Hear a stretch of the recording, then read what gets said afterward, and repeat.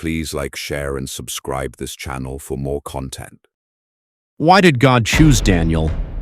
Out of thousands of young captives taken to Babylon, what made one ordinary teenager worthy of becoming one of the greatest prophets in history?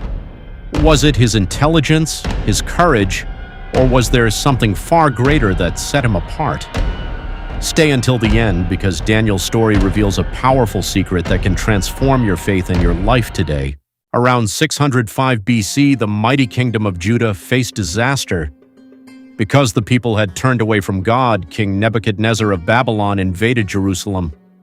The temple treasures were taken, the city was humiliated, thousands of young Israelites were captured and forced to march hundreds of miles to Babylon. Among them was a teenage boy named Daniel.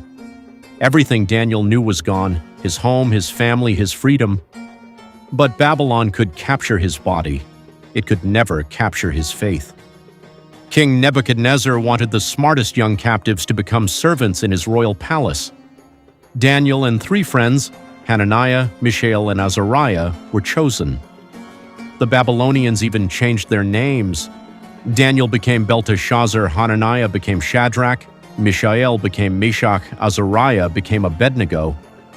The goal was clear: erase their identity, teach them Babylonian language, Babylonian religion, Babylonian culture, Babylonian thinking. But Daniel made one life-changing decision. He resolved not to defile himself. The king ordered that the young men eat food and drink wine from the royal table. To most people, this sounded like a reward. To Daniel, it was a spiritual test. Some foods violated God's law, some had been offered to idols. Daniel respectfully asked permission to eat only vegetables and drink water. The official was afraid. "If you become weak, the king will execute me." Daniel suggested a 10-day test. After 10 days, Daniel and his friends looked healthier and stronger than everyone eating the king's rich food. God honored their obedience. The official permanently allowed them to continue their simple diet. God then gave Daniel extraordinary wisdom, knowledge, and understanding. Daniel even received the gift of interpreting dreams and visions. One night, King Nebuchadnezzar had a terrifying dream. He demanded that his wise men do something impossible. "Tell me what I dreamed, and then explain its meaning." The astrologers were horrified. No king has ever asked such a thing. Furious, Nebuchadnezzar ordered every wise man in Babylon to be executed. Daniel was included. Instead of panicking, Daniel prayed. His friends prayed. That night, God revealed both the dream and its meaning. Daniel praised God before meeting the king. Daniel stood before Nebuchadnezzar.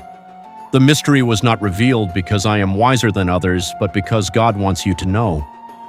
Daniel described the dream perfectly. A giant statue, head of gold chest and arms of silver belly and thighs of bronze, legs of iron feet made partly of iron and clay. Then a stone, not cut by human hands, struck the statue. The entire statue crumbled into dust. The stone became a mountain that filled the whole earth. Nebuchadnezzar was stunned. Daniel had revealed everything. Then Daniel explained, the statue represented a succession of earthly kingdoms.